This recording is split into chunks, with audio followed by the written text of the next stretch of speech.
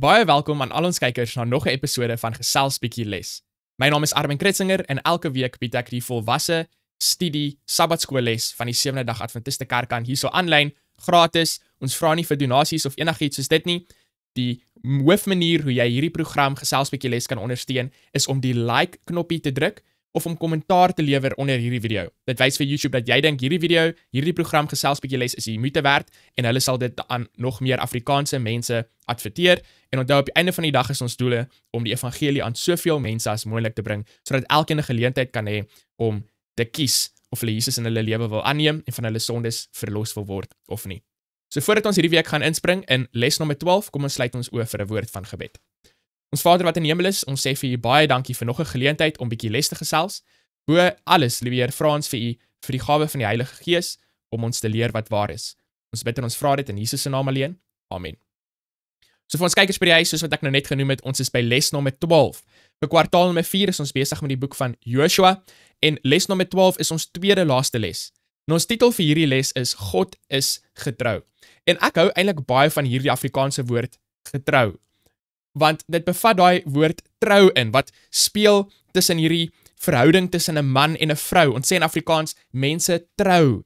Dit gaan saam met hierdie idee van getrou, waar in ander tale kom dit nie altyd noodwendig so mooi en so duidelik uit nie. Party ander tale, die woord wat hulle vir trou gebruik, beteken nou maar net eintlik partytjie. So as jy sê, ek en daai persoon is reeds getroud, of ons het getrou, dan sê jy nou maar eintlik, ek en daai persoon het saam partytjie, of ietsie soos dit. Maar in Afrikaans is dit so mooi, daai woord getrou en trou. Daardie twee idees gaan regtig saam as dit kom by 'n huwelik, as dit kom by verhoudings. So ek hou regtig van die manier hoe die Afrikaanse woord hierdie woorde gebruik as ek sê ek is getroud. Ek het met haar getrou. Ek is getrou aan haar. Daai idees gaan vir my regtig baie mooi saam. Ons geheeteks hierso op Sabbatmiddag sê vir ons in Joshua hoofstuk 21 vers 45, die Here het elke belofte nagekom wat hy aan Israel gemaak het. So hier is die eerste belangrike punt wat ek wil noem vir ons les vir hierdie week. Dat die Here het elke belofte nagekom wat hy aan Israel gemaak het. Nou, hoekom is dit dat die Here elke belofte nagekom het? Nou ons weet dit is waar dat die Here wil nie jok nie, want om te jok is selfsugtig en dit is die teenoorgestelde van sy karakter van onselfsugtige liefde. Maar die rede hoekom God nie jok nie, is nie net omdat hy nie wil jok nie, maar die Bybel leer vir ons 'n baie belangrike waarheid. In Titus hoofstuk 1 vers 2 sê die Bybel vir ons, in die hoop van die ewige lewe, wat God, wat nie kan lieg nie, van ewigheid af beloof het. So weer eens in hierdie teksvers sien ons hierdie idee van die belofte van God, hy gaan sy belofte hou, en dan in hierdie teksvers sê dit vir ons, dat God kan nie lieg nie, God kan nie jok nie. So die rede hoekom God nie jok nie, is nie net omdat hy nie wil jok nie, en ja, dis waar, hy wil nie jok nie, ons het nou net daaroor gepraat, maar dit is dat God kan nie jok nie. Nou, hoekom is dit dat God nie kan jok nie? Vir die van julle wat weet, een van my gunsteling onderwerpe om oor te praat, is die skepende krag in God se woord. In God se woord self is die krag om alles waar te maak wat hy sê. So as ek ietsie sê, as ek sê ek gaan vir jou 'n geskenk gee, of 'n geskenk koop, of 'n kar, of 'n huis, dan moet ek iets doen om my woord waar te maak. Maar omdat God skepende krag in sy woord het, hoef hy slegs die woord te spreek, en in die woord self is die krag om waar te maak wat hy sê. Hy hoef nie enigiets ekstra te doen om dit waar te maak nie. Dis kom ek dink is in die boek van Romeine, sê die Bybel vir ons, dat God roep dinge wat nog nie is nie, asof dit reeds is. Dis omdat in sy woord is daai skepende krag om waar te maak wat ook al hy sê. En dit is een van die hoofredes, as dit nie die hoofrede is nie, hoekom God altyd sy beloftes nakom, sy beloftes bewaar, hoekom hy getrou is omdat hy nie kan jok nie. Omdat in sy woord is die krag om waar te maak wat hy sê. Mense kan dinge vir jou beloof, jou vriende, jou familie, jou ma of jou pa of jou oom of jou tannie, selfs jou predikant, kan beloftes aan jou maak en hulle kan jou in die steek laat. Hulle kan daai belofte nie nakom nie en die rede is, want hulle moet iets ekstra doen om hulle woorde waar te maak. En as hulle dit nie doen nie, dan gaan hulle belofte nie nakom nie, of nagehou word nie. Maar die Here spreek slegs die woord, en dan in daai woord, soos wat dit uit sy mond uitgaan, sê die boek Jesaja, sal dit nie leeg na hom terugkom nie. In die woord is die krag om waar te maak wat hy sê. Dis hoe hy die wêreld geskaap het, deur sy woord. Dis hoe hy op die see geloop het, kos aan mense gegee het wat honger was, die blindes genees het, die dooies opgewek het, deur die krag in sy woord. En dis hoekom ons kan 100% seker wees, dat God sal sy beloftes hou. Om staat te maak op die Here se beloftes, is nie 'n stap in die donker, soos wat party mense vir jou probeer sê nie. Maar om staat te maak op die Here se beloftes is eintlik 'n stap in die lig. Want jy weet, is 100% seker dat dit gaan waar wees, as gevolg van daardie skepende krag in sy woord. Die Sabbatmiddagse deel van die les sê vir ons dat John F. Kennedy, dit was ek glo president van die VSA gewees, hy het hierdie belangrike toespraak gegee, waar hy sy volksgenote herinner het, nie net aan hulle voorregte wat hulle het nie, maar ook aan hulle verantwoordelikhede. Nou in hierdie week se les gaan ons kyk na 'n toespraak wat Joshua vir ons gegee het, of vir sy mense gegee het in daardie tyd. Maar met belangrike lesse vir ons ook vandag. Onthou, in hierdie les probeer ons om die praktiese lesse vir ons vandag uit te haal. Nou dit sê vir ons dat Joshua se ouderdom het hom 'n bietjie ingehaal, en heel moontlik het hy nou geweet dat sy lewe is gaan nou nie meer so lank wees nie, en ek is seker julle weet dat, as jy weet dat jou tydjie is kort, of as iemand weet dat hulle tydjie is kort, dan sê hulle ietsie belangrik. Jy weet, baie keer dan sterf iemand, dan wil die mense weet, wat was sy laaste woorde gewees? Wat was die laaste toespraak gewees? So hierdie week gaan ons kyk na Joshua hoofstuk 23-24 daar rond, en ons wil kyk, wat was hierdie inhoud gewees van Joshua se toespraak? Wat is hierdie belangrike lesse wat hy wil hê die mense moet onthou, soos wat hulle gaan terugkyk op hulle geskiedenis, en soos wat Joshua nou kom aan die einde van sy lewe. So, definitief 'n belangrike lesse hierso van hierdie toespraak wat ons nou wil kyk hierdie week. Nou Sondag se deel van die les sê vir ons, alles is vervul. Nou ons gaan kyk hierso na Joshua hoofstuk 21 vers 43 tot 45, en dan die vraag daarso is, hoe word die Here in hierdie Bybelboek uitgebeeld? So kom ons kyk gou vinnig daarso na daai verse vir ons, waar die les vir ons gee. Joshua hoofstuk 21, so het die Here dan die hele land aan Israel gegee, wat hy hulle vaders met 'n eed beloof het om hulle te gee, en hulle het dit in besit geneem en daarin gaan woon. En die Here het hulle aan alle kante rus gegee, net soos hy hulle vaders met 'n eed beloof het, en niemand van al vyande het voor hulle stand gehou nie. Al hulle vyande het die Here in hulle hand gegee. Geen woord van al die goeie woorde wat die Here met die huis van Israel gespreek het onvervuld gebly nie. Alles het uitgekom. So kom ons stop net gou vinnig hierso, en ek wil net gou vinnig hierso byvoeg, liewe kyker by die huis. In my lewe kan ek regtig getuig dat dit is waar. Elke belofte wat ek gevind het in God se woord, met die vereistes van daardie belofte. Nog elke liewe keer, 100% van die tyd, as ek daardie vereistes nagekom het, dan het die Here sy belofte gehou. Ek kan vandag getuig dat dit is regtig waar. En dit is een van die hoofredes hoekom ek kan nie myself indink hoekom ek my rug op die Here sal wil draai nie. Want ek het sulke mooi herinneringe en ervarings met die Here oor hoe sy woord waar is in my lewe. Nou ongelukkig is dit baie keer so dat ons wil die beloftes hê, ons wil die resultate van die beloftes hê, maar ons wil nie die vereistes van die beloftes nakom nie. En dit is 'n verskriklike belangrike praktiese les, liewe kyker by die huis. Ons wil die hemel hê, die mooi huis en die ewige lewe, maar wil ons die beginsels van die hemel hê? Wil ons die gebooie van God hê wat heers daarso in die hemel? Ons wil gewig verloor, maar wil ons gesond eet? Ons wil 'n goeie verhouding hê met die Here, maar is ons gewillig om elke dag 'n bietjie Bybelstudie te doen en tyd met die Here te spandeer in gebed? Ons wil 'n six-pack hê, maar ons wil nie bietjie oefeninge doen nie. En Satan wou God se krag gehad het, maar hy wou nie God se karakter gehad het nie. So ons moet besef dat in die Bybel is daar vereistes vir die beloftes van God. En party mense dink, jy weet, die Here het nou nie sy belofte nagekom nie, of wat ook al dit mag wees. Maar die probleem is eintlik dat hulle het nooit gekyk na die vereistes van daardie beloftes nie.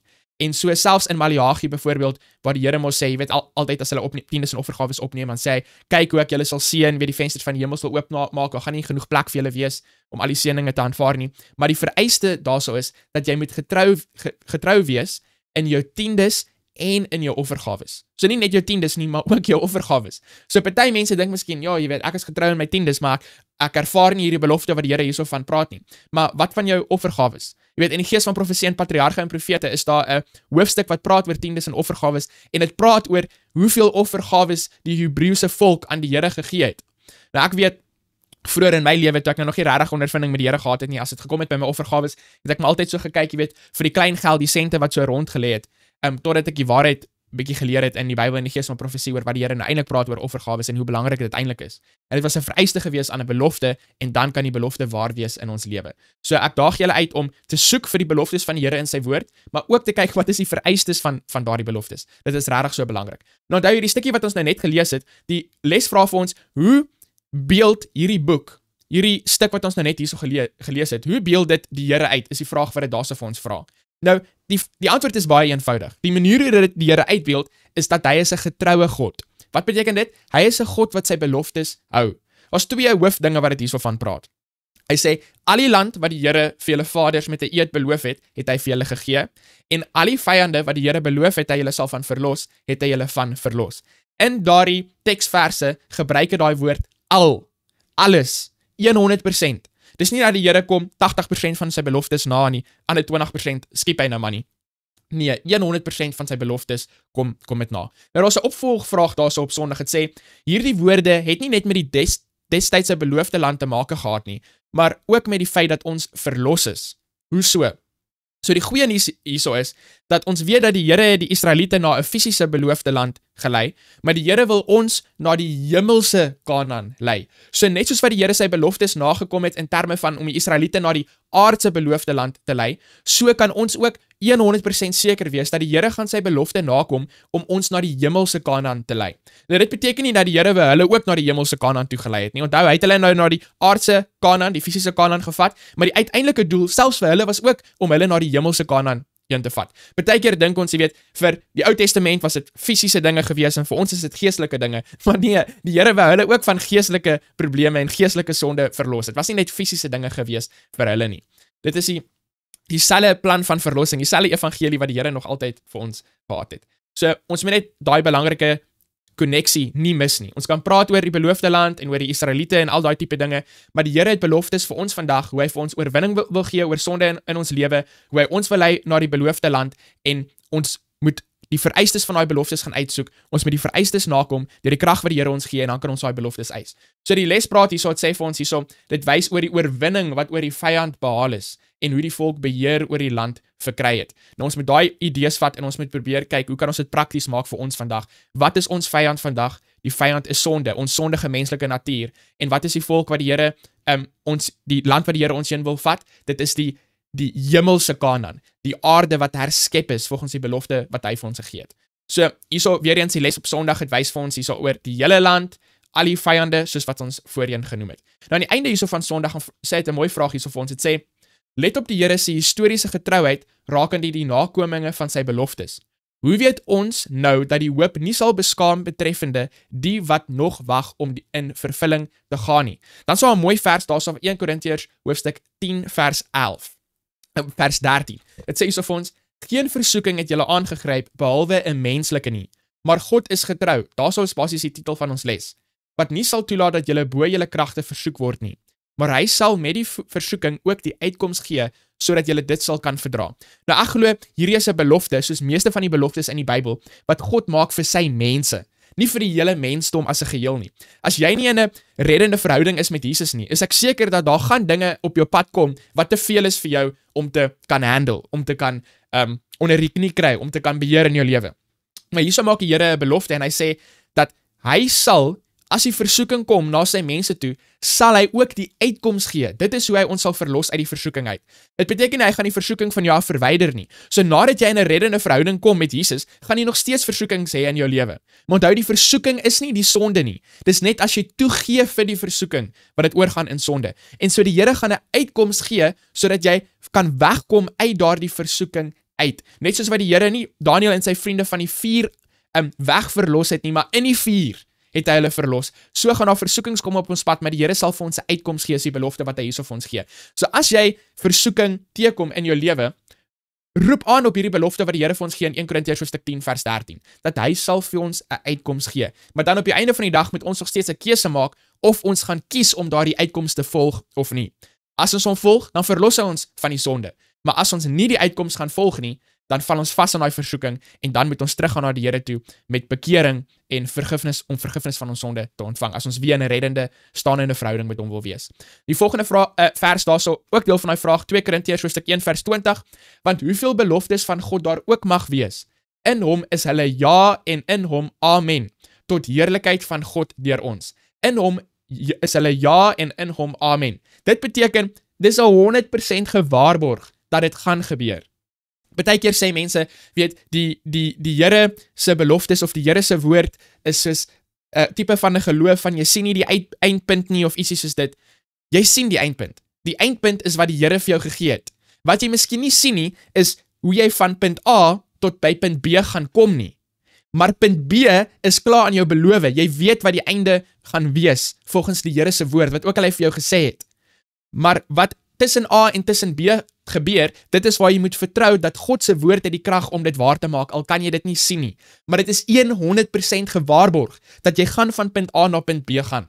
En dit is 'n verskriklike belangrike punt wat ons moet besef in ons Christelike wandel met die Here. Dis as wanneer die Here ietsie vir jou sê, moet jy 100% oortuig wees dat dit gaan so wees. Soos daardie Romeinse hoofman wat na Jesus toe gekom het in Matteus hoofstuk 8 vers 5 tot 10 en hy vra Jesus om sy diensknegt te genees.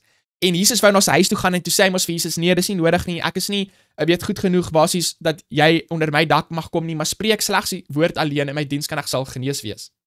En Jesus sê toe, dat daai man het groot geloof gehad, hy tot, selfs nie eers onder die Israeliete, het hy sulke tipe geloof gesien. Hoekom? Want daai Romeinse hoofman het geglo, dat as Jesus iets sê, dan is dit 100% gewaarborg dat dit gaan waar wees. Dis wat 2 Korintiërs hoofstuk 1 vers 20 hierso van praat. In Jesus, die beloftes is ja en amen. Want daar skepende woord in die krag. In Johannes hoofstuk 1 vers 1 sê vir ons dat Jesus is die woord. Jesus is die krag van God. In Openbaring hoofstuk 22 vers 14, nog 'n belofte hierso wat gemaak word. Net soos wat die Here vir die Israeliete beloof het van die aardse beloofde land of die aardse Kanaan en daai was vereistes gewees. So hierso praat hy oor die hemelse Kanaan en die vereistes in Openbaring 22 vers 14. Die belofte is salig is die wat sy gebooie doen, sodat hulle reg kan hê op die boom van die lewe en ingaan deur die poorte in die stad. Dit is daai hemelse Kanaan, die stad wat hierso van gepraat word, die boom van die lewe, die beloofde land, die hemelse Kanaan. Maar wat is die vereiste hierso? Dit is die wat die gebooie doen. Onthou, ons sê dit omtrent elke liewe week, want dit is 'n belangrike punt en ons baie mense wat dit nie wil sê nie, hulle is te bang om dit te sê, maar dis die waarheid en ons moet dit verkondig. Die vereiste vir ewige lewe was nog altyd totale gehoorsaamheid aan God se wet. En sonde het dit vir ons in ons menslike krag onmoontlik gemaak om dit te doen, omdat ons slawe van sonde geword het. En die evangelie, die goeie nuus, is dat Jesus kan ons nou die krag gee, sodat die krag van sy woord wat hy vir ons beskikbaar gestel het, kan dit ons weer in staat stel om gehoorsaam te wees aan God se wet, sodat ons daardie vereiste van die ewige lewe kan nakom. Dit is die goeie nuus van die evangelie. So dit is die beloftes waarvan hierso gepraat word, as ons kyk na die vraag daar aan die einde van Sondag, en ons moet vashou aan hierdie beloftes, ons moet hulle soek in die Bybel, en weer eens, ons moet die vereistes van die beloftes ook nakom. As ons na maandag se deel van die les kom, dan sê dit vir ons 'n gebaar van besorgheid. Nou ek is seker as iemand weet dat hulle tyd is min, hulle sal binnekort sterf en hulle doen 'n laaste toespraak en hulle praat met hulle geliefdes, sê hulle miskien vir hulle mooi dinge, goeie dinge, weet hoe lief hulle vir hulle is, maar ook waarskuwing. Wees versigtig vir hierdie of wees versigtig vir daardie. So, hierso vra die les vir ons om te kyk na Josua hoofstuk 23 van verse 1 tot 5. Ek gaan nou nie al 5 verse lees nie, maar kom ons kyk daarso miskien na vers 5 en dan wil ek ook net vers 6 daarin gooi want dit gaan saam met party van die idees wat ek nou al hierso genoem het. So Josua hoofstuk 23 vers 5.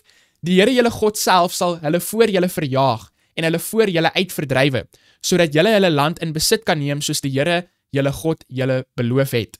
So kom ons kyk net vinnig hierso na vers 5. Hierso in vers 5 as dit praat, hierso die les praat van hierdie tipe van 'n besorgheid wat Josua hierso vir die Israeliete gee, is want daar's nog vyande wat die Here vir hulle die oorwinning oor wil gee. Daar's nog dinge wat die Here vir hulle wil doen. Dis nie nou die einde nie. Hulle het nog nie die eindpunt bereik nie. Daar's nog meer dinge wat die Here vir hulle wil doen. Nou kom ons kyk hierso na vers 6 daarso in Josua 23. Maar julle moet daar baie vas by staan om sorgvuldig te doen alles wat geskrywe staan in die wetboek van Moses, dat julle daar nie regs of links van afwyk nie. Nou die les vra eintlik net vir ons om te lees hierso by vers nommer 5. Maar as julle kyk, vers nommer 6 gee eintlik vir ons hierso die vereiste van die belofte. So die Here, soos wat hy julle beloof het, is daar nog mense wat hy wil verjaag, wat hy wil verdrywe voor julle uit. Maar, en daai woord maar is baie belangrik. Dit kan alles verander, dag en nag verander. Hierso kom die vereiste in. Julle moet vas staan om sorgvuldig te doen alles wat geskrywe staan in die wetboek van Moses. Weereens, net soos wat ons net gesien het in die boek van Openbaring, die vereiste vir die ewige lewe is gehoorsaamheid aan God. Die wat die gebooie doen is wat Openbaring 22 vir ons gesê het. Hierso sê Josua weer vir die Israeliete, daar's nog dinge wat die Here vir julle wil doen in hierdie beloofde land om die vyande weg te jaag, maar julle sal totale gehoorsaamheid moet gee aan die wetboek, dit wat Moses vir julle gegee het, om nie links of regs daarvan af te wyk nie. So net soos wat julle getrou was aan die Here en al hierdie dinge hy klaar vir julle gedoen het, so moet julle getrou bly aan die Here, sodat hy kan aanhou om hierdie wonderwerke vir julle te doen, om hierdie mense uit te drywe. Dis nie nou die einde nie. En wat is 'n praktiese les wat ons hierso kan leer uit maandigheid? In ons Christelike lewe moet ons nie ooit dink dat, ek kan nou hierdie punt bereik in my Christelike lewe en dis nou genoeg nie.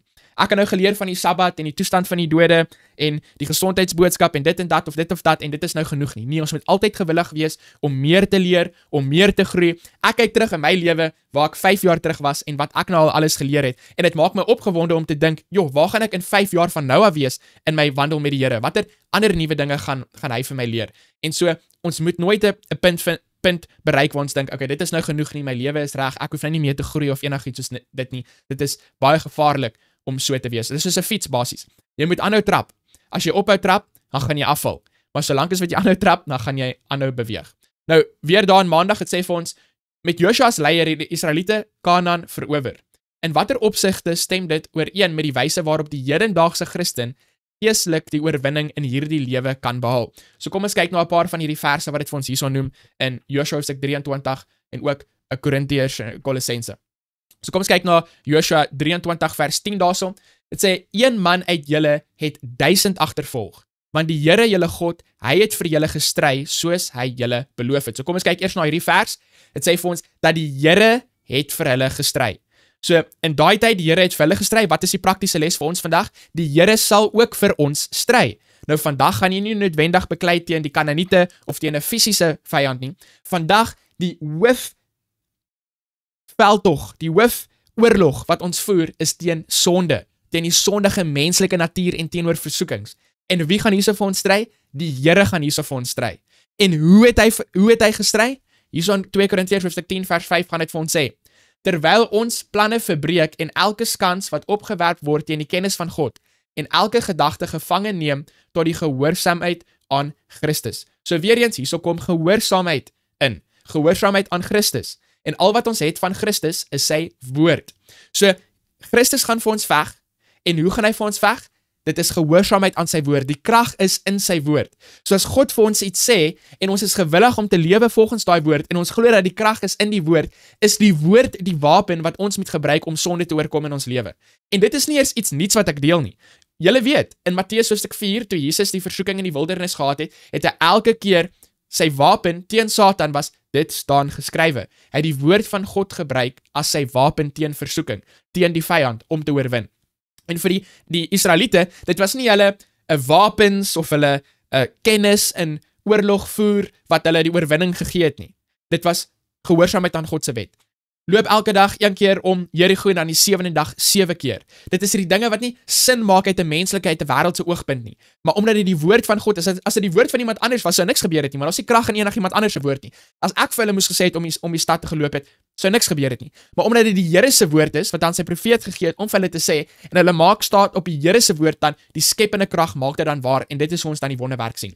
So as jy wonderwerke wil sien in jou lewe, moet jy gehoorsaamheid gee aan God se woord. Jy moet gewillig wees om te lewe aan God se woord en dan in die woord gaan die krag wees. Moenie dink dat jy moet gehoorsaam wees aan God se woord en dan moet jy eers die krag gaan uitkrap om die woord waar te maak nie. Nee, dit sal jou eie werke wees en jou werke beteken niks. Dit is nie hoe die Israeliete die vyand oorkom het nie. Dit was God se woord. So ons moet gewillig wees om te lewe volgens God se woord en dan glo dat in die woord self gaan God die krag voorsien om daardie woord waar te maak in ons lewe. Maar sodra as wat ons gaan dink, dat is ons krag of dis ons kennis, dan gaan ons val. Net soos wat Petrus begin sink het, toe hy op die water geloop het. So, ek hou van hoe die les het vir ons hier so op Maandag, die Israeliete se oorwinnings kon nie aan hul militêre krag of strategie toegeskryf word nie. En die probleem is, voordat ek regtig Jesus geken het in my lewe en die ware evangelie geken het in my lewe ook, dan baie Christene, baie van ons, of van ons wat sê ons is Christene, ons wil die oorwinnings in ons lewe toeskryf aan onsself. En dan sit ons heeltemal die pot mis. En daar's hierdie twee kante wat ons moet vermy. Die een kant is om op jou eie krag staat te maak en te dink op jou eie kan jy sonde oorwin in jou lewe. En dan is daar 'n ander kant wat ek dink baie meer gewild is in die tyd wat ons nou lewe, waar mense dink jy kan nie oorwinning oor die vyand kry in jou lewe nie. Dit maak nie saak of dit nou die Here se krag of die Here se woord is of wat ook al nie. Jy gaan nou maar net altyd verloor totdat jy eendag doodgaan en dan ewe skielik as die Here jou opwek, gaan jy nou net ewe skielik al die regte dinge doen en die mooi liedjies sing en die regte dinge sê en die regte dinge dink en die regte dinge voel en dan gaan jy nou maar net inpas in die hemel. En dit is nie hoe dit werk nie. Die Here het jou nie as 'n robot gemaak nie, die Here het ons almal vrygemaak en die Here wil nou vandag In 2025, waar jy nou is, wil hy jou karakter verander nou om jou reg te maak vir die hemel. En as ons staat maak op die Here se krag, dan sal dit waar wees. So, baie mooi vraag aan die einde van maandag. Ten spyte van al die wonderlike beloftes wat ons het, sondig ons steeds. Waarom gebeur dit? Nou, eerstens, hierdie eerste sinnetjie hierso, dit hoef nie so te wees nie. Dit hoef nie so te wees nie. Want die wonderlike beloftes is daar, en solank as wat ons staat maak op die beloftes, dan sal ons nie sondig nie. Maar die rede hoekom ons sondig, en dit is om die vraag te beantwoord basies, die rede hoekom ons sondig, is omdat ons nie staat maak op die beloftes nie. Onthou vir Adam en Eva in die tuin van Eden, solank as wat hulle geglo het, wat God vir hulle sê, sou hulle nie gesondig het nie. En net soos wat dit waar was vir hulle in die tuin van Eden, so is dit waar vandag vir jou en vir my. Solank as wat ons God se woord glo, sal ons nie sondig nie. Maar wat was die probleem gewees in die tuin van Eden? Toe die slang gekom het en hy het 'n ander woord vir Eva gegee en sy daardie woord geglo het in plaas van God se woord, toe het sy gesondig. So wat is ons probleem vandag? Dis nog steeds presies dieselfde probleem. Daar's ander woorde wat na ons toe kom. Miskien is dit op die internet, miskien is dit van jou vriende, jou familie, of miskien kom 'n idee uit jouself, uit jou eie sondige natuur uit. En as jy gaan kies om te lewe volgens daardie woorde in plaas van God se woord, as jy gaan kies om te glo daardie woord in plaas van God se woord, dit is wanneer jy gaan sondig, dit is wanneer jy gaan val. En dit klink baie eenvoudig, en liewe vriende by die huis, dit is eintlik so eenvoudig. Ons probeer om dinge baie meer ingewikkeld te maak as wat dit eintlik is. Die hele evangelie en jou hele Christelike wandel met die Here gaan eintlik net oor een eenvoudige ding. Geloof in Jesus se woord. Vertrou jy sy woord of nie? God is getrou, soos wat die titel van hierdie week se les sê, maar wat van jou? Wat van my? Is ons getrou? Vertrou ons sy woord? Glo ons regtig sy woord? En ek dink as baie van ons eerlik is met onsself, dan sal ons besef dat ons glo nie eintlik die Here se woord nie. Ons glo nie regtig dat sy weg is die beste nie. As ek regtig geglo het dat die gesondheidsboodskap gaan beter wees vir my en vir my gesondheid en eer gee aan die Here, dan sou ek dit gevolg het. As ek regtig geglo het dat skinder is nie goed vir my en vir ander mense nie, dan sou ek dit nie gedoen het nie. As ek regtig geglo het dat om 'n rassist te wees is nie goed nie, dan sou ek nie 'n rassist gewees het nie. As ek regtig geglo het dat die Sabbatdag om dit heilig te hou is 'n seën vir my en groei in my verhouding met die Here en dat die Here sal vir my voorsien, dan sou ek nie die Sabbatgebod gebreek het nie. En so al hierdie dinge kom regtig net terug na een punt toe en dis geloof. En ons praat nie hierso van speel geloof nie. Ons praat hierso van regte, egte geloof. Dinsdag se deel van die les, duidelike grense. So Joshua het nou hierdie toespraak gegee en net soos wat Moses ook aan hulle toespraak gegee het, en waarom dink jy het Joshua so sterk standpunt ingeneem betreffend Israel se betrekking met die nasies rondom hulle? So kom ons kyk daarso na Joshua 23 vers 6 tot 8, soos wat die les vir ons daarso vra. Maar julle moet daar baie vas by staan om sorgvuldig te doen alles wat geskrywe staan in die wetboek van Moses, dat julle daar nie regs of links van afwyk nie. Dat julle met hierdie nasies wat met julle saam oorgebly het, nie meng nie. Julle mag ook die naam van hulle gode nie vermeld en daarby nie laat sweer nie. En julle mag hulle nie dien en julle voor hulle nie neerbuig nie. Maar die Here julle God moet julle aanhang soos julle tot vandag toe gedoen het. Want as julle ooit mag afwyk en hierdie nasies aanhang wat nog met julle saam oorgebly het en julle met hulle verswaar en julle met hulle en hulle met meng, weet dan verseker dat die Here julle God nie langer hierdie nasies voor julle sal uitverdrywe nie, maar hulle sal vir julle 'n vangnet en 'n strik wees en 'n angel in julle sye en dorings in julle oë, totdat julle omkom uit hierdie goeie land wat die Here julle God aan julle gegee het. So die eerste belangrike punt wat ons hierso moet noem, en ons het dit al voorheen genoem ook, dis nie dat die Here 'n probleem het met die nasie self nie, met die ras van die mense of die tipe taal wat hulle praat of wat ook al dit nou mag wees nie. Die probleem, soos wat daarso in vers 6, 7 en 8 meestal uitgewys word, dit het te doen met die geloofsisteem. Die geloof of die kultuur wat gekoppel is aan hulle geloofsisteem. Dis nie dat die Here is 'n rassist en hy wil nie hê dat hierdie tipe mense moet met daai tipe mense praat of vriende wees of wat ook al nie. Nee, dit gaan oor die geloof wat die probleem is. Die Here wil nie hê dat hulle moet daai mense se gode dien nie. Die Here wil nie hê dat hulle moet voor daardie mense se gode neerbuig nie. Maar dan noem Dinsdag se deel van die les 'n verskriklike belangrike punt wat nie genoeg oor gepraat word in die Christelike kerk, selfs in die Adventiste kerk nie.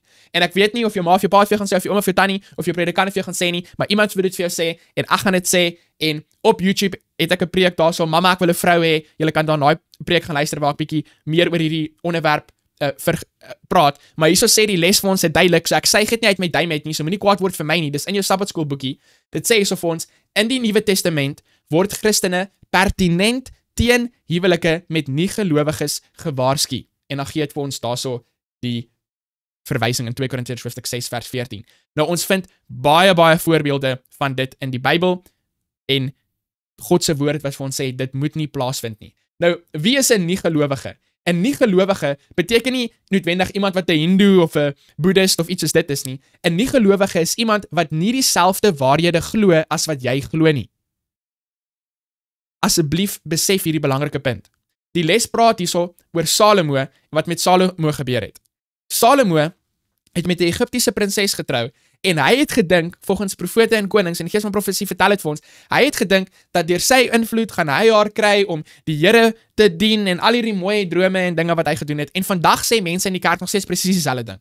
Ek gaan met hierdie meisie gaan trou, wat nou nie in al die eindtyd waarhede glo, wat ek in glo nie, maar weet, ten minste glo sy in hierdie, ten minste glo sy in daardie, en ek gaan haar kry om saam met my kerk te kom, en sy gaan dieselfde glo as ek, en al hierdie tipe dinge. Dis presies wat Salomo gesê het, dis sy geredeneer het, en wat het op die einde van die dag gebeur? Wat het gebeur? Salomo, die ou wat 'n babatjie gered het, daai twee vrouens wat oor die babatjie beklei het, en hy die babatjie se lewe gered, het op die einde van die dag, nadat hy met al hierdie vrouens die mekaar geraak het, en agter hulle gode aangeloop het, was hy die een wat altaars gebou het, waar mense gekom het om hulle kinders te offer, aan hierdie afgode. Ja, kyker by die huis, Salomo het altaars gebou, waar mense gekom het, om hulle kinders dood te maak, aan die afgode, om hulle kinders te offer aan die afgode. Dit is hoe ver Salomo afgeval het, as gevolg van hierdie huwelike wat hy ingetree het, wat nooit moes gebeur het nie, en hoe dit begin met, ek gaan haar kry, om te glo soos wat ek glo, en al hierdie mooie stories wat mense altyd vir ons vertel. Gaan luister asseblief na daai boodskap op my YouTube, Mama, ek wil 'n vrou hê. Dit is een van die hoofredes, glo ek persoonlik, hoekom baie van ons jong mense die Christelike kerk en die Sewende Dag Adventiste kerk verlaat. Hoekom? Want hulle trou nie met mense wat dieselfde eindtyd waarhede as hulle glo nie. Hulle trou met mense wat hulle sê, wel, ten minste glo hulle hierdie dieselfde as ek, en ten minste glo hulle hierdie dieselfde as ek. Dit gaan net nie werk nie. Al trou julle na die tyd, en sy gaan elke Sabbat kerk toe, en sy vertel die kinderstorie en al daai tipe dinge, dit beteken net mooi niks. Hoekom? Want om kerk toe te gaan beteken nie jy is in 'n reddende verhouding met Jesus nie. Om 'n preek te gee of 'n liedjie te sing of 'n kinderstorie te vertel, om 'n ampt te beklee in die kerk, om die konferensiepresident te wees, kan sy ook nou maar wees as sy moet wees.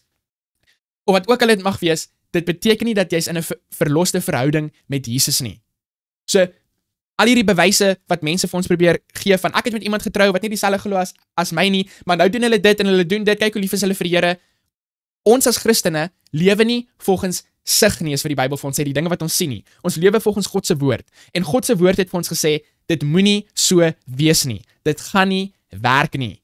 En ons moet kies of ons gaan lewe volgens, maar daai tannie het met iemand getrou en dit het uitgewerk, en daai oom het met 'n tannie getrou en dit het uitgewerk, of wil jy lewe volgens God se woord?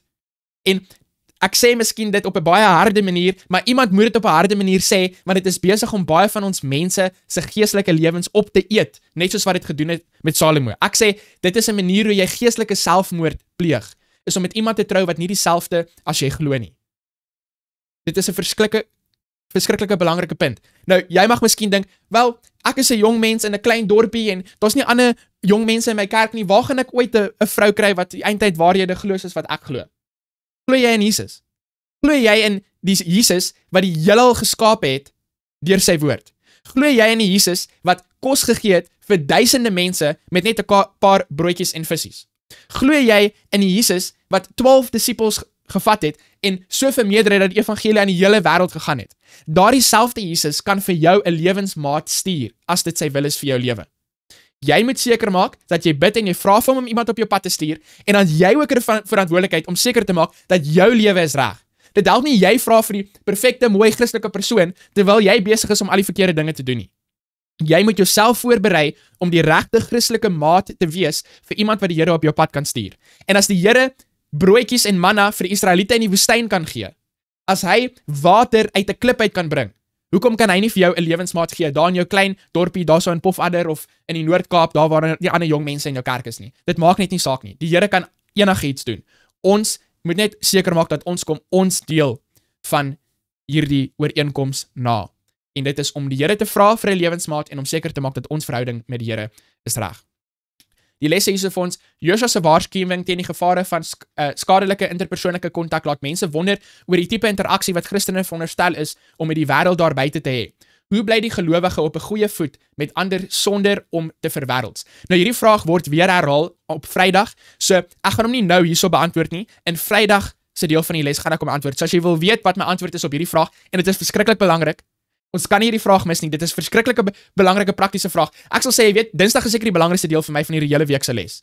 Hoekom? Want ek dink prakties is dit iets wat die meeste van ons mense, veral ons jong mense in ons kerk, 'n impak het in vandag se wêreld. So hierdie vraag gaan ek los vir Vrydag. Woensdag se deel van die les, God se toorn. Die skrif praat van God se toorn en die feit dat hy hom wreek oor diegene wat ongeregtigheid bedrywe. Hoe verstaan mense hierdie beskrywings, beide in Josua, en dit noem die verse daarso, en ook ander plekke in die Bybel? Nou, ek gaan nou nie verskriklik baie tyd aan hierdie spesifieke onderwerp spandeer nie, want ons het in 'n vorige les al daaroor gepraat.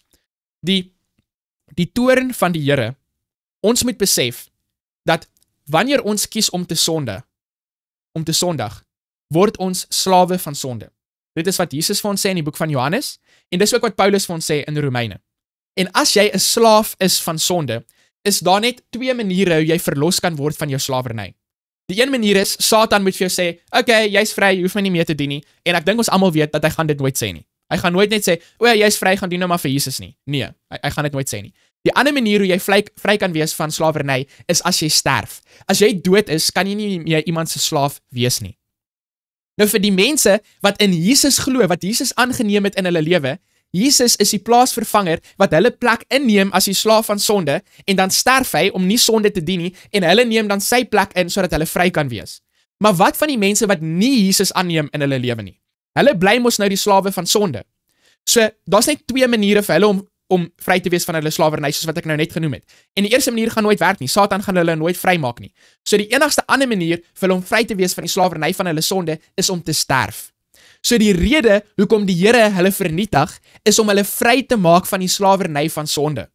Dink daaraan, as iemand 'n slaaf is, en hulle weet dat vir die volgende 80 jaar, hulle weet dit vir 'n feit, vir die volgende 80 jaar gaan hulle 'n slaaf wees van iemand wat hulle gaan verkrag, wat hulle gaan aanrand, wat hulle nie kos gaan gee nie, hulle kan nooit enigiets doen wat hulle wil doen nie, hulle moet net daai persoon hulle hele lewe lank vir die volgende 80 jaar dien, en hulle gaan so wreed mishandel en verkrag en alles word, en dan gaan hulle aan die einde van die 80 jaar sterf, of vandag kan hulle die boete vir hulle sonde betaal en sterf, en daai 80 jaar se mishandeling en verkrachting en alles misloop. Wat dink jy sal 'n mens liewer kies? Enige persoon wat 'n bietjie dink oor hierdie saak, sal kies om liewer vandag te sterf, as om daai lang 80 jaar van mishandeling en alles deur te gaan, en dan in elk geval te sterf. So aan die einde van die 1000 jaar, wanneer die Here die goddeloses gaan straf, doen hy dit uit liefde om hulle te verlos van die slawerny van sonde. Op die ou einde van die dag gaan elke persoon verlos word van Satan se slawerny. Die gelowiges word verlos nou deur Jesus aan te neem in hulle lewens, en hy sterf hulle sondes en hulle is vry in hulle lewe. En die goddeloses word verlos van hulle slawerny aan die einde van die 1000 jaar, aan die einde van die millennium, wanneer God hulle vernietig met vuur en hulle lewe tot 'n einde bring.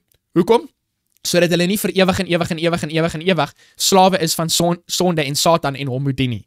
So dit is die oogpunt waarna ons moet kyk, na God se toorn. God se toorn doen hy uit liefde uit. Hy vernietig uit liefde uit. En God ken die harte van mense. So hierdie nasies wat van gepraat word in die Ou Testament, hy weet presies wanneer hulle beker vol is.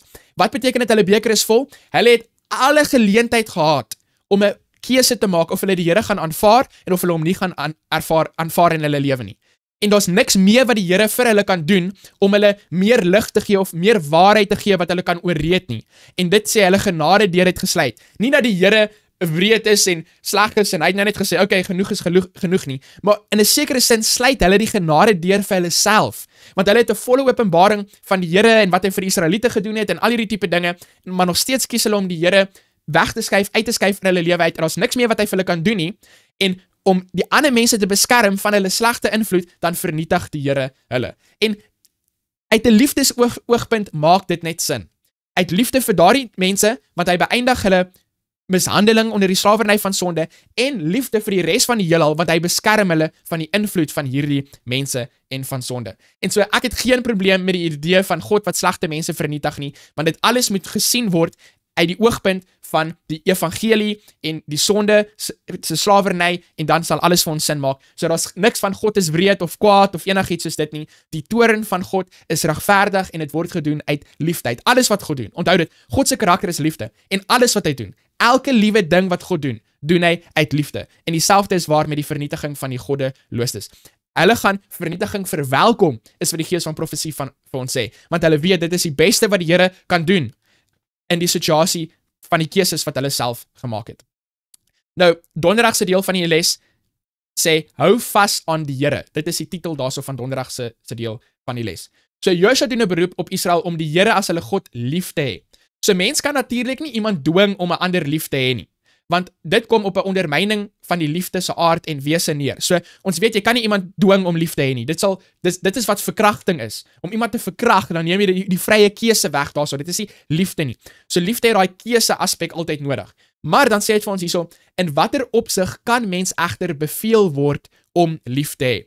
Nou ons moet besef dat net soos daar reëls is in jou huis wat daarso is om die huis te beskerm, net soos wat daar reëls is in die land wat daarso is om die land te beskerm van slegte dinge, so is daar reëls ook in die heelal. En daardie reëls in die heelal is daarso om die heelal te beskerm. En die reëls van die heelal is liefde, onselfsugtige liefde. So in watter opsig kan mens egter beveel word om lief te hê?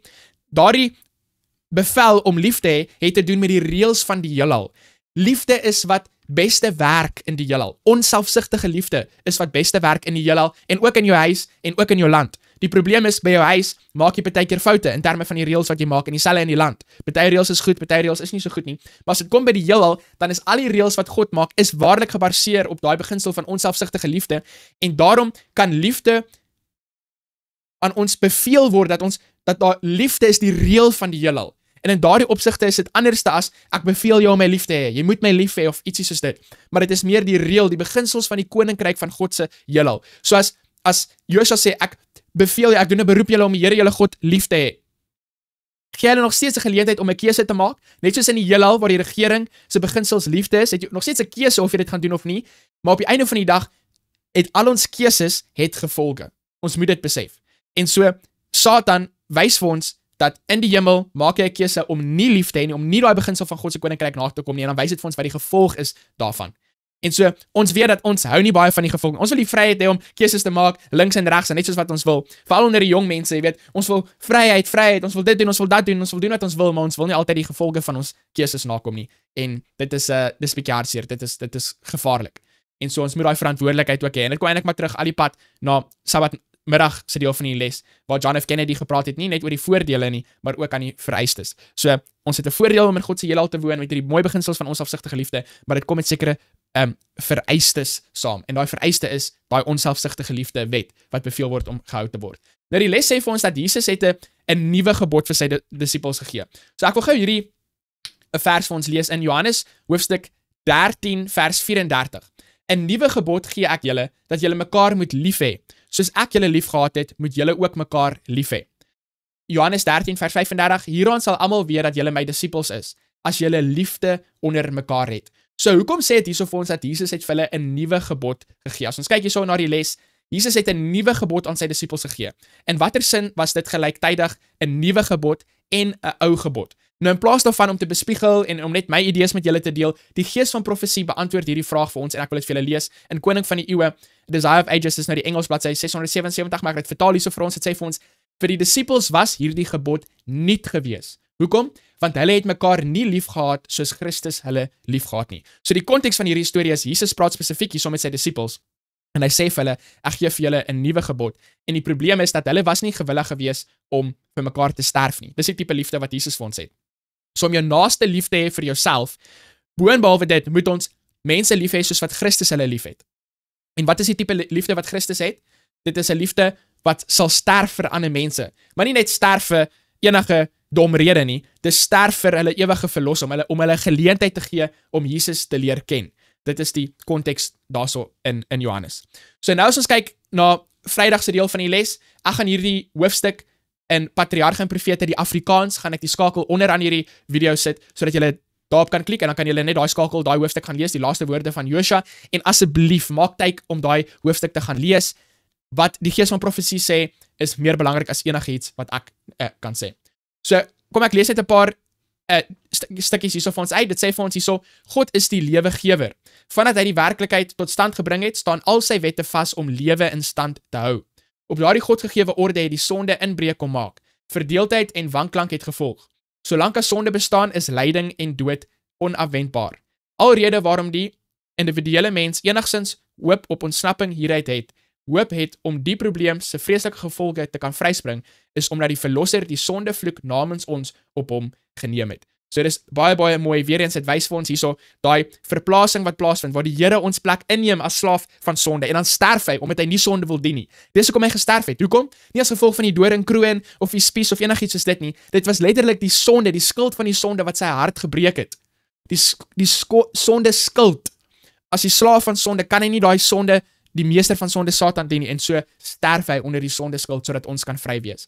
Maar die mense wat dan nie daai plaasvervanger van Jesus aanneem in hulle lewe nie, hulle sal moet sterf vir hulle eie sonde. So kom ons kyk na die 4 besprekingsvrae hierso op Vrydag. Neem al die bewyse van God se getrouheid in jou lewe in oënskou. Aan watter spesifieke voorbeelde kan jy dink? Hoe het jy egter gereageer toe dinge nie na wense of na jou bede verloop het nie? Of selfs daardie kere toe jou gebede met 'n doodse stilte begroet is en dit nadat jy op 'n bepaalde Bybelbelofte aanspraak gemaak het.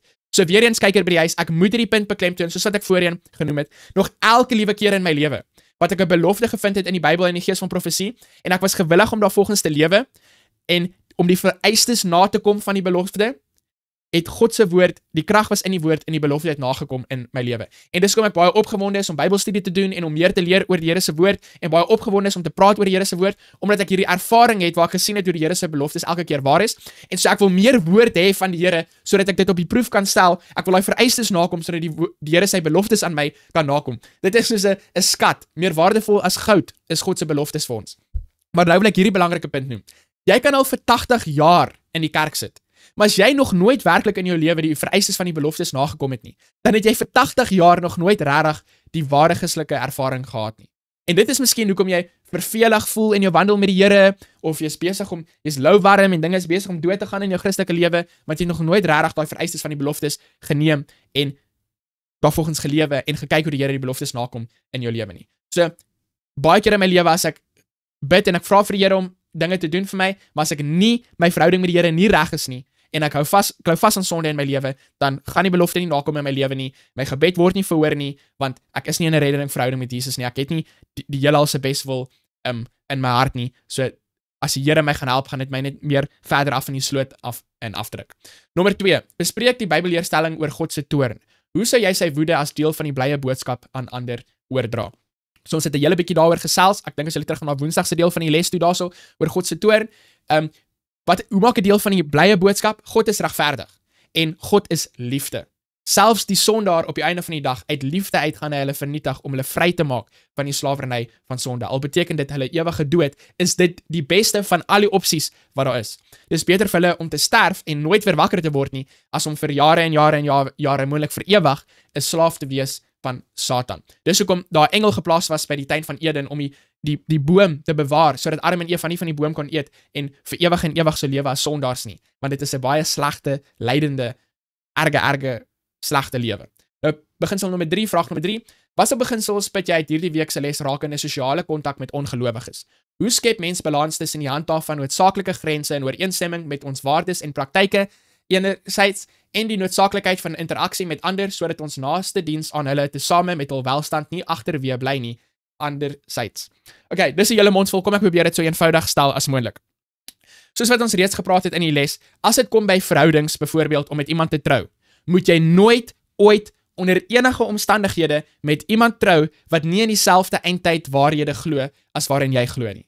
Die donker wolke sal nooit bo jou huis nooit verlaat nie, is wat die gees van profesie vir ons sê. Jy kan nou maar die storie spin so mooi as wat jy wil, maar dit gaan net nie werk nie. Nou die les sê ook vir ons, as jy klaar met iemand getroud is, en dan na die tyd vind jy die waarheid uit, en nou glo julle nie meer dieselfde nie, dan sê die Bybel vir ons, jy moet nie daardie persoon skei of los nie.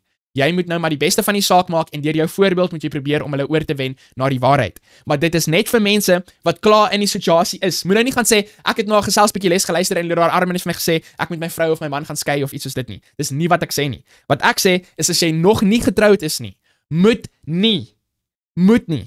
Moet nie, asseblief, asseblief, asseblief. Ek smeek jou. Ek smeek jou. Moet nie met iemand trou wat nie in dieselfde eindtyd waarhede as jy glo nie.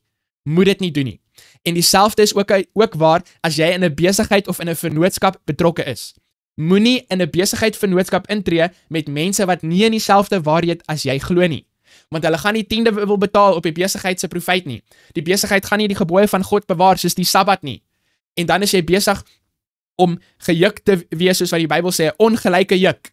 Jy is besig om saam met iemand te wandel saam met wie jy nie ooreenstem nie. En asseblief, ek smeek jou asseblief, moet dit nie doen nie. En moenie besigheidsraad vat van iemand wat dit doen nie, want hulle is klaar besig om ongehoorsaam te wees aan die Here. Ek het al ongelooflike besigheidsgeleenthede gehad in my lewe, wat my baie geld en inkomstes kon gegee het. Maar ek sou hierdie spesifieke beginsel moes oortree het, waar ek in 'n vennootskap moes gegaan het met iemand wat nie glo in God se eindtyd waarhede nie. En op die einde van die dag, die liefde van geld is die wortel van alle kwaad, en baie mense kies ongelukkig die liefde van geld bo oor wat God sê, maar deur die Here se genade in my ondervindings wat ek al gehad het met dit in die verlede, kon ek die Here se woord gekies het. En nou het ek nie miskien 'n Ferrari en 'n private jet en al hierdie tipe dinge nie, maar ek kies liewers die Here se woord.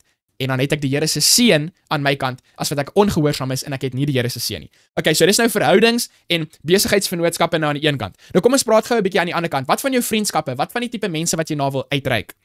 Hoe moet ons hierdie mense hanteer? Want Josua sê vir die mense, jy weet, jy moet versigtig wees vir die ander nasies, moenie met hulle meng nie, al hierdie tipe dinge. Nou, die Bybel gee vir ons 'n baie mooi storie in Lukas hoofstuk 15. Nou, ek seker julle ken van die stories daarso in Lukas hoofstuk 15, maar ek dink baie mense mis die konteks. Kom ons lees daarso vers 1 en 2. En al die tollenaars en sondaars het die gewoonte gehad om na hom, dis na Jesus te kom en na hom te luister. En die fariseërs en die skrifgeleerders het baie gemurmureer en gesê, hierdie man ontvang sondaars en eet saam met hulle. So die fariseërs hierso, hulle dink seker by hulle self, kyk, Joshua het gesê ons moenie met die sondaars meng nie, weet, dis so sleg vir ons, al hierdie tipe dinge, maar kyk vir Jesus hierso. Hy ontvang die sondaars en hy eet saam met hulle. En dan vertel Jesus vir hulle hierso 3 stories. So dit is die konteks van hierdie 3 stories. Wat is die konteks van die 3 stories? Dat die fariseërs sê, Jesus ontvang sondaars en hy eet saam met hulle. Nou wat is hierdie 3 stories? Die eerste ene, hy vertel vir hulle gelykenis en hy sê vir hulle, watter man onder julle wat 100 skape het en een van hulle verloor, laat nie die 99 in die woestyn staan en gaan agter die een aan wat verlore is totdat hy dit kry nie. En dan vertel hy die storie van die vrou wat die muntstuk gehad het en hoe sy een van die 10 muntstukke verloor het en toe vir die muntstuk gesoek het totdat sy dit gevind het. En dan vertel hy 'n storie van die verlore seun wat sy pa se huis verlaat het en in die varkhok opgeëindig het en al sy geld verloor het en toe sê hy, laat ek nou maar teruggaan na my pa se huis toe. Die diensknegte daar word goed beter behandel en dan miskien kan ek 'n diensknegt wees in my pa se huis, wat ook al. So dis die 3 stories. Nou in al 3 van hierdie stories sien ons ietsie word verlore en dit word gevind en almal is bly. Maar daar is aspekte in hierdie 3 stories wat anders is. En as dit nie anders was nie, glo ek Jesus sou nou maar net een storie vertel het. Maar hoekom vertel hy vir ons 3 stories? Ek glo daar's 'n belangrike les wat hy ons hierso wil leer, wat hy die vraag van die fariseërs wil beantwoord wat sê Jesus eet saam met sondaars. En die eerste storie van die skapie weet dat hy's verlore, maar hy ken nie die pad terug nie. Die skapie weet dat hy's nie saam met die ander 99 skapies nie, maar hy weet nie om terug te kom in die kraal nie. 'n Skapie is nie nou die slimste dier op die aarde nie. As jy jou kat verloor, ek het al op die nuus gelees en dan soos 9 maande later dan hoor hulle geluid by die deur en maak hulle die deur oop en dan staan die kat daarso wat verlore geraak het aan die ander kant van die land of wat ook al. Maar ek het nou nog nie 'n storie geleer van 'n skapie wat verlore geraak het aan die ander kant van die land en oor 'n jaar hoor hulle geluid by die deur en daarso staan die skapie nie. So die skapie weet dat hy's verlore, maar hy ken nie die pad terug nie. Dit verteenwoordig mense in die wêreld wat weet hulle is verlore, hulle weet hulle is nie in 'n reddende verhouding met Jesus nie. Hulle weet dat iets is verkeerd in hulle lewe, maar hulle weet nie hoe om dit reg te maak nie. Hulle weet nie die pad na Jesus toe nie. Hulle ken nie die pad na Jesus toe nie. En die herder gaan uit om daardie skapie te soek. Ons moet gaan om daardie mense te soek. Mense wat weet hulle is sleg, mense wat weet daar's iets verkeerd in hulle lewe, maar hulle ken nie die oplossing nie. Hulle weet nie waar om die oplossing te vind nie. En wat van die tweede storie? Die vrou wat die muntstuk verloor het, die muntstuk weet nie eers hy's verlore nie, want dit is 'n muntstuk, die muntstuk weet niks. En hy weet ook nie dat hy die pad terug nie. Die muntstuk gaan nie van self terugspring in die vrou se beursie nie. So, hierdie muntstuk verteenwoordig die mense wat nie eers weet daar's iets fout in hulle lewe nie en hulle weet nie waar om die antwoord of die oplossing te soek nie. Al is hulle verlore, daar is 'n probleem in hulle lewe en hulle besef dit nie. En die vrou moes uitgegaan het om daai muntstuk te soek. En so Jesus sê so, hy gaan uit om daardie tipe mense ook te soek en ons moet ook uitgaan om daardie tipe mense te soek.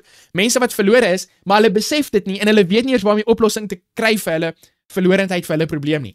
Maar dan in die derde storie, wat was anders in die derde storie? Die pa het nie uitgegaan om vir sy seun te soek nie. Dit is die seun wat daar so gesit het en tot die besef gekom het om terug te gaan. Hoekom? Want hy het geweet waar sy pa se huis is. Hy het geweet waar die oplossing is. En so gaan die seun terug na sy pa se huis toe en die Bybel sê vir ons toe hy nog 'n ver pad af was, het die pa aangehardloop gekom en hom omhels en daar was 'n groot partytjie gewees en die pa het hom aangeneem as 'n seun. So hoekom het die pa nie uitgegaan om sy seun te soek nie? Hoekom het die herder sy skaapie gaan soek? Hoekom het die vrou haar muntstuk gaan soek? Ek bedoel, is 'n seun nie meer werd as 'n skaap en as 'n muntstuk nie? Hoekom het die pa nie sy huis gelos en sy seun gelos en in die wêreld ingegaan om sy seun te gaan soek nie? Want sy seun het geweet wat die oplossing is, maar hy wou nie teruggegaan het nie.